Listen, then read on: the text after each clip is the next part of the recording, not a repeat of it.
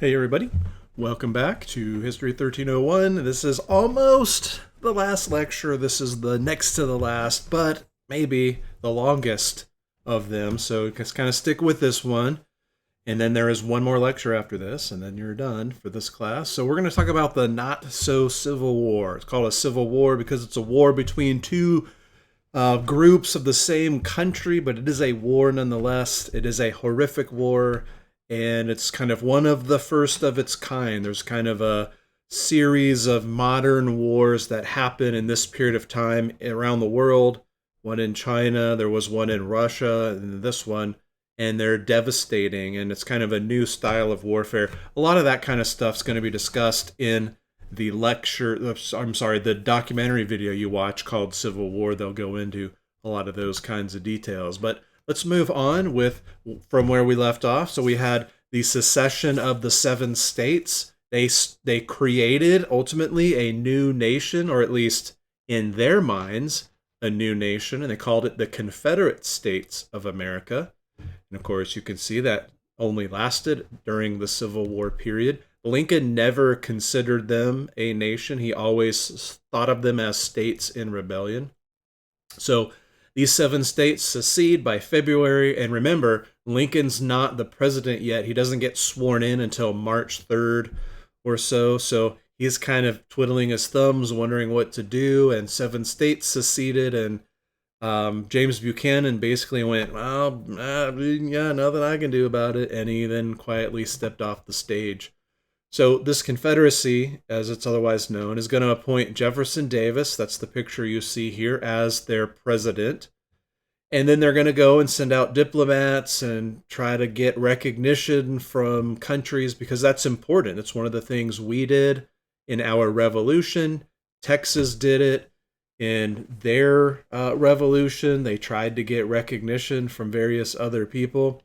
And the Confederacy is going to do the same thing. They will not be as successful as the United States was.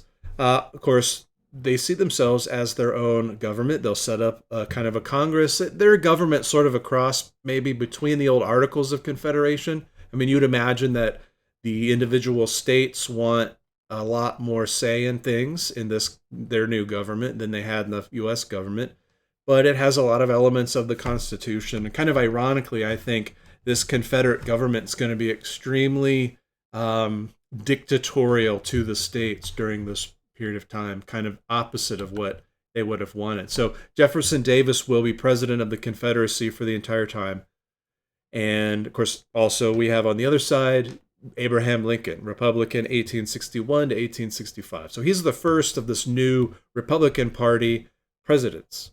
And he's a free soiler. That is, he believed that slavery should not be allowed to spread anywhere new, but that it should be allowed to stay where it is. Not that he didn't want to get rid of it necessarily, but he realized legally there was no basis to do that at this time. He receives a number of death threats throughout the entire time he's president. It's actually kind of amazing that he wasn't assassinated before he was. The access to him was not really that difficult. Random strangers used to hang out in the White House and, just kind of be there. And so people certainly had a chance.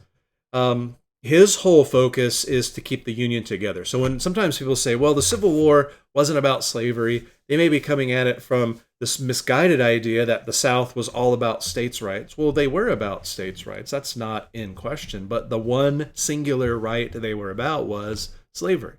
Lincoln, on the other hand, was not about getting rid of slavery. He was about maintaining the Union. And it's only about halfway through the war where he starts to look toward also dealing with slavery. And we'll get to that as we go through this lecture. So as you see, pretty much all of his presidency is taken up by the Civil War. And he does win a second term, but he gets killed right after he takes office in his second term. So there's a pretty good picture of Abraham Lincoln.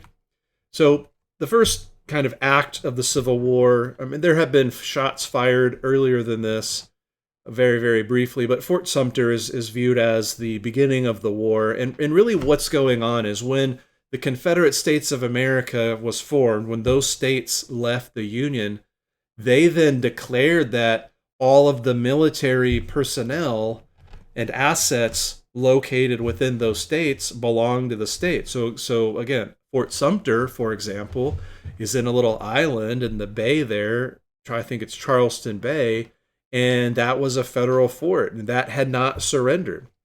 And Buchanan actually gave a moment's notice to try to reinforce it. But this kind of thing's happening all across the country. Buchanan's attempt was kind of pushed off, and then so when Lincoln becomes president, he says, "Well, I'm not going to give up all these things without a fight. They are federal facilities, and so we're not going to do that." So he starts to reinforce the fort. The Confederates fire on the fort for about 36 hours, and then the fort surrenders. And so this is kind of viewed again as the beginning of the war.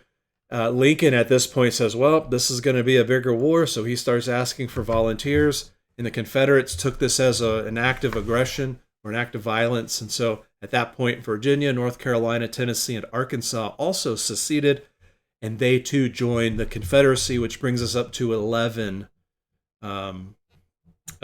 states in the Confederacy. You go back, you can see this flag here. This is called the Stars and Bars flag. You can see here 7 stars. Later on, it'll have 11. Occasionally, it'll have 12. But it has these 3 bars. They have a lot of versions. There's a white flag. There's a white flag with the end that's red to talk about blood. And then, of course, the flag that you see, we'll see coming up, or you saw at the beginning. The normal one people associate with the Confederacy is a battle flag. And the point here is that they're going to go through a lot of changes, and you're going to see a lot of difficulties.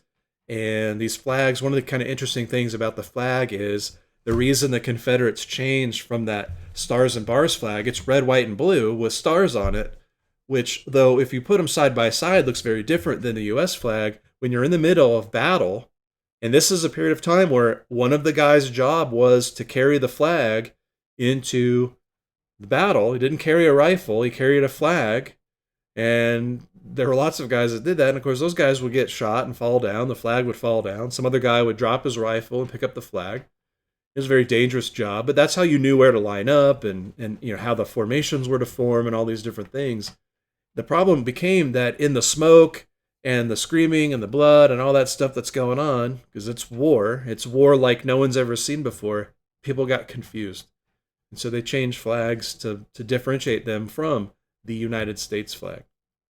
So that's Fort Sumter. Fort Sumter is essentially a starting point, and both sides now are saying, well, this war is gonna take a little time. For some reason, everyone thinks this war is only going to take a few months, but that kind of changed people's mind. Then we get to the first Battle of Bull Run in July of 1861. So Sumter happened in April of 1861. Here we are in July of 1861. This is the first real battle between two military forces out in the field, and it doesn't go the way anyone thinks it's going to go. Also, this battle, by the way, is called the First Battle of Manassas. If you're a Confederate, if you're a Union, it's called the First Battle of Bull Run. This can make tracing Civil War battles kind of confusing because they all have 2 names. Normally we don't worry about what the Japanese or the Germans or whoever named some battle because we only care about the American name. But in this case, they're both American names, so it can get confusing. So it may be that depending on where you grew up or what region you learned some of this history, the names are different for the same battles. Another problem that's not really on here that happens with these battles is oftentimes there's multiple battles that happen in the same location or near the same location over the course of 5 years. You need to keep in mind that the capital of the United States is Washington, D.C., which is in Virginia, and the capital of the Confederacy is also in Virginia. It's in Richmond. So a lot of fighting takes place in those 90 or so miles between Richmond and Washington. A lot of the fighting in this war takes place in Virginia and in around that vicinity. And those of you that are from Texas or from a state out west, all the states are really, really big. Remember, out east, all the states are really, really small. I don't know how many Virginias you can fit inside of Texas, but it's quite a few. So, nobody really knows what they're doing in this battle is kind of the point that I wanted to get at. The commanding officers, the last time we had any combat was in Mexico 13 years earlier. The combat was different. The enemy in Mexico's case was very low morale. In this case, both sides have very high morale. We'll look at some of the differences between the two sides in a minute. There are about 5,000 casualties in this battle alone. There's armies of 30,000 on each side, but maybe only 18,000 actually go to war, go to fight, because they're so kind of unoperational, really. That's a lot of casualties for about 36,000 people in fighting. This is where Stonewall Jackson earns his nickname. So you see here a picture of the Confederate general Thomas Stonewall Jackson. Basically held the line at the stone wall and kind of turned the tide, and that's how he earned the name. Unfortunately for him, he gets accidentally shot by his own men later on in the war. He lost an arm in the war. All of these guys served with some great distinction, whichever side they were on.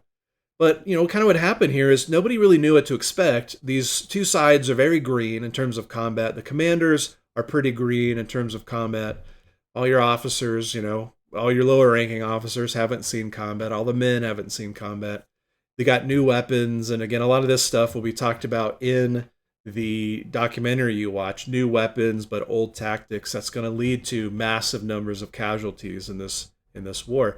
And when there were people that kind of strolled out to watch this battle happen, thinking it was going to be kind of like a picnic affair. And instead it was a slaughter. And that's sort of going to change how people perceive this war. Broken and beaten up, bloody people are going to be wandering into Washington for days after this combat. So both sides then call for more troops. They call up hundreds of thousands of troops. It won't be long before both sides are drafting, and this turns into a full-scale, just horrible, nasty war. I think the total deaths in this war are well over 600,000 people, and that's 2% of the population. That would be over 6 million people today. But it's not just 6 million people. It's 6 million men, youngish men. Most people that serve were somewhere between the age of about 17 and about 40. And so you take out a large section of this population. Not to mention I don't know how many numbers were wounded, some permanently. And so it devastated that generation. So here we see the differences between the two sides, the blue and the gray. Those are a couple of forage caps on the top. Like the uniforms back then were way cooler than the uniforms they wear now. They weren't really functional in terms of camouflage, of course, and things like that. But they were cool. They sure were cool looking. But what you have here is the Union, or the blue, on the left side, and then the Confederacy, or the gray, on the right side. And you can see a huge difference. About 20 million people in the Union. A lot bigger territory. It included California, but California is so far away from everything and disconnected, versus about 9 million people in the Confederacy, but about 4 of those 9 million were slaves. So really it's an effective population of 5 million people to supply troops and so on. All right? And so right off the bat, you go, whoa, there's a huge advantage that the Union has, and that's for sure. Then the Union has almost all the factories. Remember when we talked about factories and cotton and all those things? We made the point that the South just doesn't make anything, and that's going to be real difficult for them to handle in the war. It's going to be hard for them to provide food and uniforms and guns and all that sort of thing. The Union also has the Navy. The Confederacy really doesn't. Although they'll have a Navy, it's tiny, teeny tiny. It's not quite as bad as the difference between the United States and Great Britain, but it's pretty bad. There will be railroads in existence on both sides. Again, the film will talk a little bit about railroads and telegraph, things like that. The Union will have a much, much more robust, I'll show you a map here in a second, rail system. And the South will have a little bit of rail. So the Union will be able to move supplies and men wherever they want. The South will never have that kind of coordination. And remember, those states don't really get along very well. Even though they are grouped together, it's kind of like the old Articles of Confederation. They're a league of friendship. They don't totally cooperate with one another. That's just in their nature. Whereas the northern states, they're all cooperating anyway, economically and with railroads. And of course, the telegraph is in there. I don't want to say too much here about that because it also is in the film. But Lincoln's going to be able to use the telegraph to communicate to all of his armies rather quickly and have a very good view of how the war is going. And Jefferson Davis and Robert E. Lee aren't. So the one thing the South seems to have going for it is that they have all the cotton. Remember, they supply 3/4 of the entire world's cotton supply. It suddenly gets cut off when the Federal Navy blockades the South. Only, and they felt like, well, that's going to force Britain to side with us because Britain needs our cotton. The problem is Britain also buys a lot of food, and that food comes from the Union. And so Britain will remain neutral, though I think they lean toward the South. They'll kind of help the South under the table a little bit, but they never declare themselves one way or the other. In fact, Lincoln does threaten to go to war with England if they intervene here. So they have this great resource, but because they can't sell it, it just sits there and rots, and they can't turn it into money. It's the most valuable crop in the world, and for these few years, they can't do anything with it. And then in terms of what are the men fighting for, they're generally fighting for Union in the North, and they're fighting for home in the South, because this is a war that essentially Lincoln is going to have to win in order to keep the Union together. He's going to have to go into the South and bring them to their knees, where all the South has to do is fight and hold off long enough for the Union to lose interest. Again, in some ways like the American Revolution. And I think a lot of Southerners thought they were fighting for similar reasons. But keep in mind, in all of the official paperwork, every single state declared that they are fighting for slavery. And so that is a huge and primary reason why they're at war. So here's that map. It's kind of show this might be a little bit later than 1860, but it's pretty close. You can see the massive amount of rail in the northern part and very little in the southern part. Some of those railroads don't even go anywhere. They just connect point A to point B. You know, what is that? Georgia, Alabama, yeah. And Alabama, and you can see over in Louisiana and even in Texas a little bit, these railroads that don't go anywhere. And then you look up north and it's this huge spider web. And you can see the population centers, the big orange circles. The bigger they are, the more people they have. So the north's already interconnected. The south just never is. All right, so Gods and Generals. There's a great movie. I don't know if it's great. It's long. It's impressive, called Gods and Generals. There's another one called Gettysburg, and it is about the Civil War. And these guys are in supreme command. So these are just four of the major officers throughout the war for the Confederacy. And you begin with George McClellan there up in the top left. George McClellan is the first sort of commanding general of the Union forces. And he's a guy everybody likes. He's a guy who gets everybody trained, and he's appreciated. But he has a little problem. He's what you call an egomaniac. He's afraid of making the wrong decision, so he very often makes no decision, and that gets him in trouble. His men don't appreciate that. And when you go against a genius like Robert E. Lee and you hesitate, Robert E. Lee's going to get you. Eventually, McClellan will get fired, and Ambrose Burnside will get put in place. He's the guy on the bottom left. And in fact, his name, Burnside, is where the term sideburns come from. I mean, you just look at this picture and understand why. But he's kind of the opposite, I think, of McClellan. He was a little bit hasty and rash, and that ended up kind of being the same result. Robert E. Lee kept beating him up. Joseph Hooker then comes along, and I know what you're thinking. If sideburns are named after Ambrose Burnside, are hookers named after Joseph Hooker? I know you were thinking that. Well, the story is, yes. So apparently he would not send his men on leave. He would bring the alcohol and the women into the encampment, and that's how that started. And then all of those guys eventually give way to Ulysses Grant in 1864, and he'll take over, and he will end up winning the war. Grant, I don't think, gets as much credit for being a great general as he should. He will, of course, be elected president later on, but I think Grant understood how this war worked, and this was a war of numbers, a war of attrition. This wasn't so much about beating your enemy at the right place. This was about beating your enemy down until they couldn't fight anymore, because you know that you have more men and more guns than they do. And so every guy they lost, they can't replace. And every guy you lost, you can. And that's kind of the sad mathematics of this war. It's similar to World War II. We just overwhelm the enemies with massive amounts of men and material. And it's not that they're better fighters than anyone. They just have more to work with.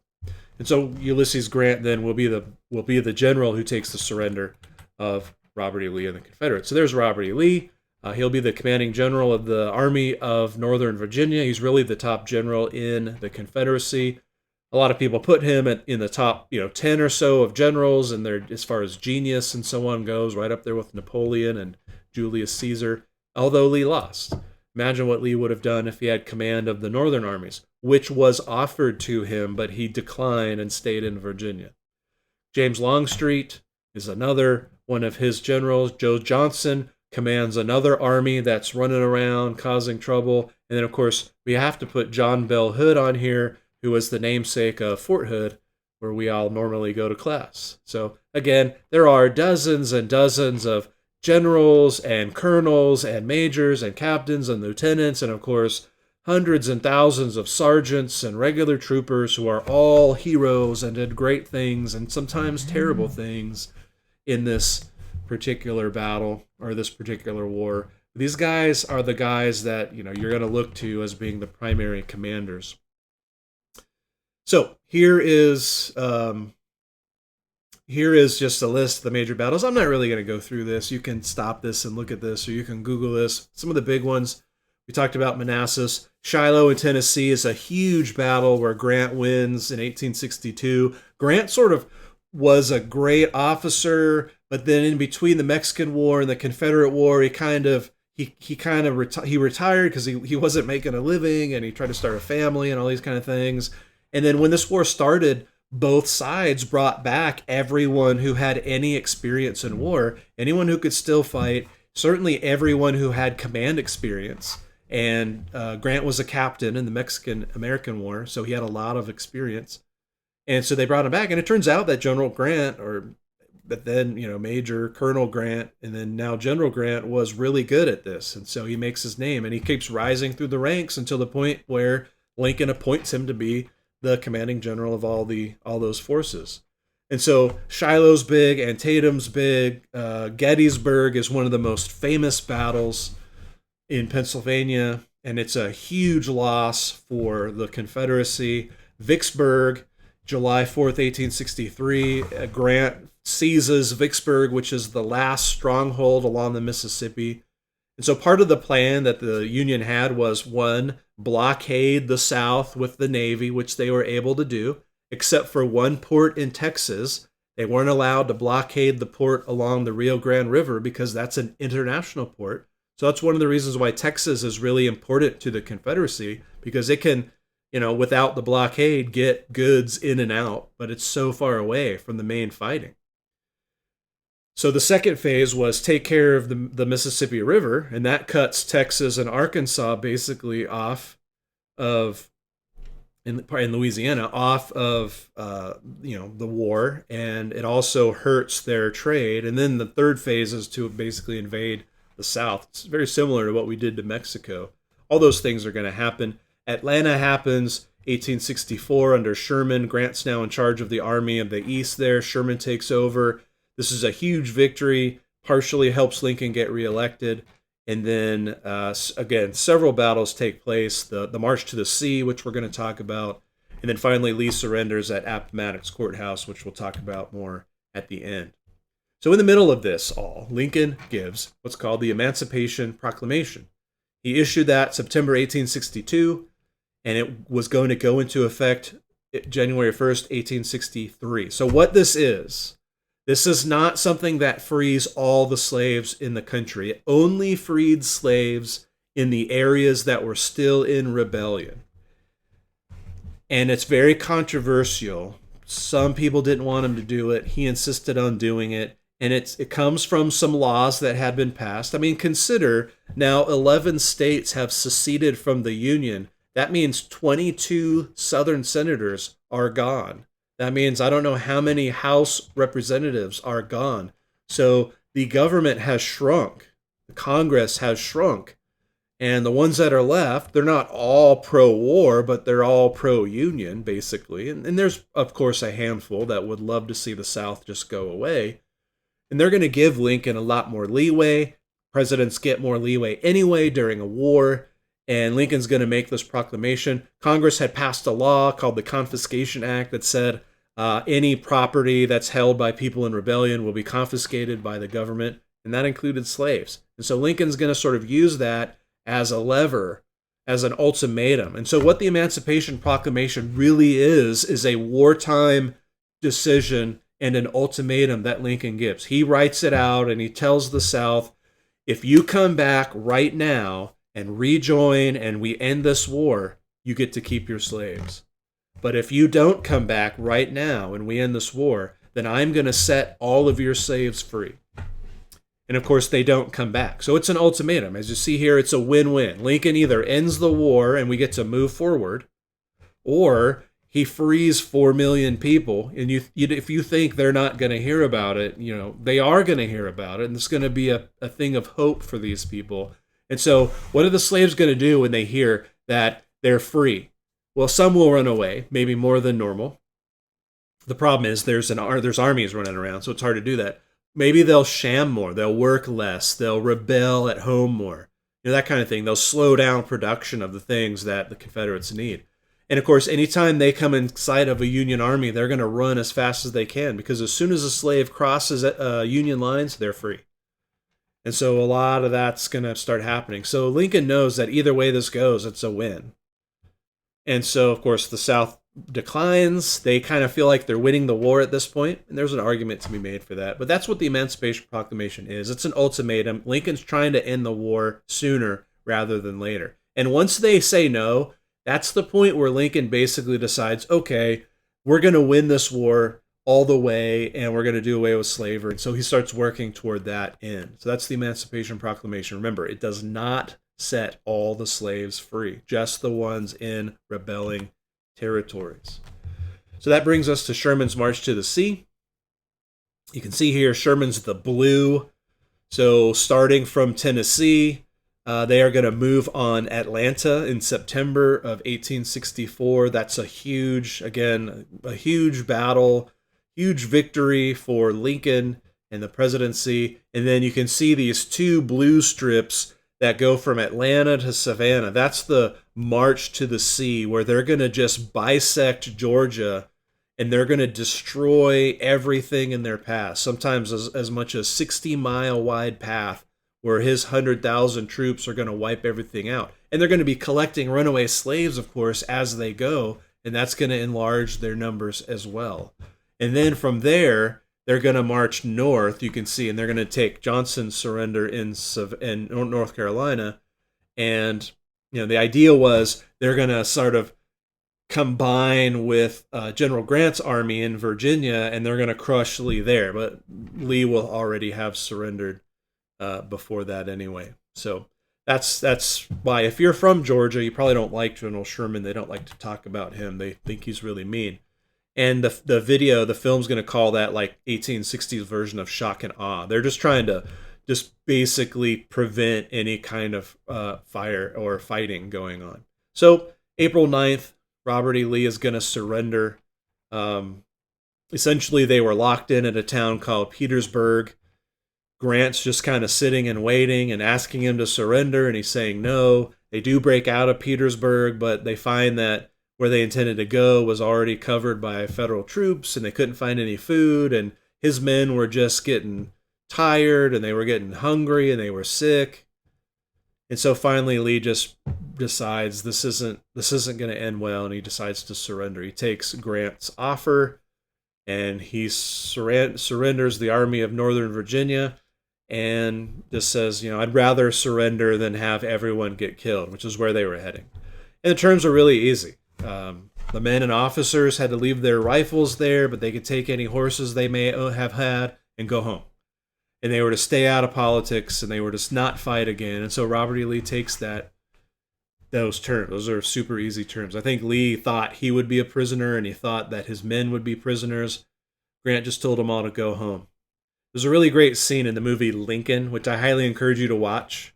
It's primarily about Lincoln trying to get the 13th Amendment passed, and of course it's overdone and over-dramatized.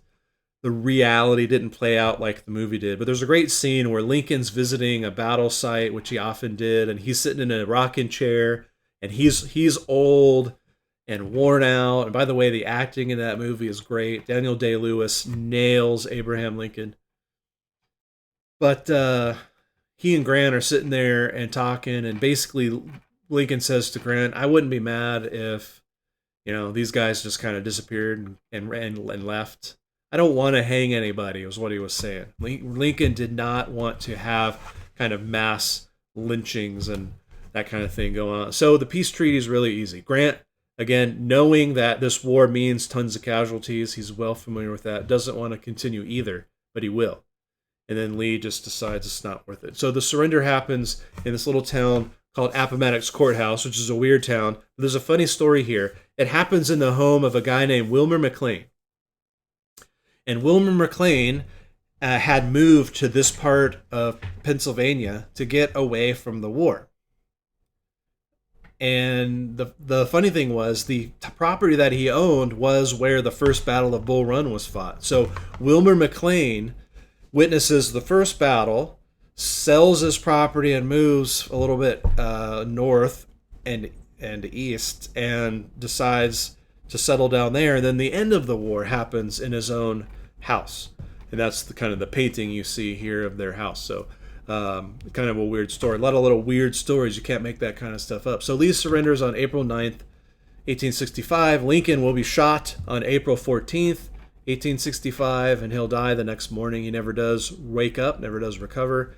We could talk a lot about John Wilkes Booth and the assassination attempt and all of that sort of thing. And I think we'll do it for a couple minutes here. And maybe this lecture won't be as long as I thought after all. But John Wilkes Booth is a Southerner. He's a famous actor, or a semi-famous actor. The word on the street is that Lincoln and Grant are going to be at this theater. And so Booth, being an actor, has free reign of the theater, and he actually kind of sets up the situation. And he bores a little hole in the door to the special box where Lincoln's going to be.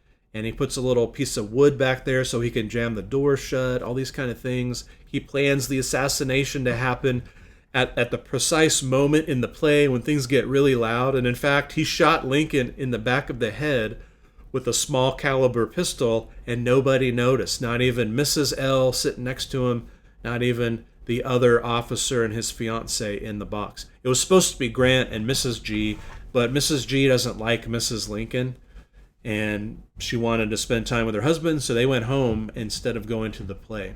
Lincoln had a habit of sleeping through some of these things, so he kind of looked like he was sleeping. In any case, someone finally noticed something was wrong. She screamed. Booth stabs the other officer in the booth, jumps down, gets up on stage, and yells, "Sic semper tyrannis," or "Thus always to tyrants," and he flees out the back door. He had broken his leg when he jumped off the balcony, though, but he does run away. And eventually, of course, a manhunt ensues, and they eventually capture him, and he gets killed in a firefight in a barn that burns down, and so on. At least that's the official story. There are, of course, other versions of that story. And, of course, Lincoln's dead, and so, a lot changes here. So the next lecture is going to be called Putting Humpty Dumpty Back Together. We're going to talk about Reconstruction. A couple other things on Lincoln's assassination. Lincoln wasn't the only one supposed to be assassinated. One was Lincoln, the other was Grant. Booth was going to try to kill both of them. Secretary of State William Seward, was also a target of assassination, and so was Vice President Johnson. And so the guy whose job was to go kill Vice President Johnson was supposed to pose as like a waiter and get into his room and stab him to death. He lived in a hotel there. Remember, he's from the South. Well, he decides to go get drunk instead, and so that never happens. The guy that was supposed to kill Seward did get into Seward's house, and he did stab Seward a whole bunch of times, but Seward had just recently been in a almost tragic buggy accident, and so he was in bed, and he had like neck braces, and he was in traction and all this kind of stuff, and the guy stabbed him a whole bunch of times, and the braces actually saved him from severing an artery and bleeding out. So Seward lived. And Seward will remain Secretary of State for a number of years. It's kind of crazy. And so they had this whole plan where they were going to cut the head off the snake, so the South could rise again and all that kind of thing. In the end, it just made things, I think, harder on the South when people wanted revenge. So anyway, that's what we're going to talk about in the next lecture. Putting Humpty back together again as Lincoln and the next President Johnson try to sew this country back into shape. It goes surprisingly well, all things considered. So that'll be the last lecture, so stay tuned for just a little bit, and it'll be out there.